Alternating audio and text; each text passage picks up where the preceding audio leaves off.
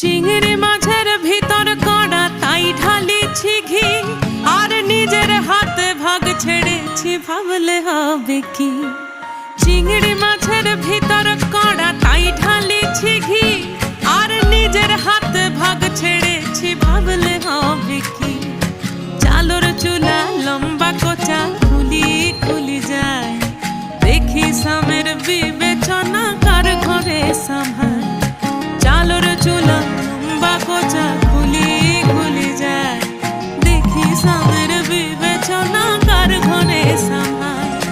কালো জলে কুচলা তলে ডুবলো সনাতন, আজ সারা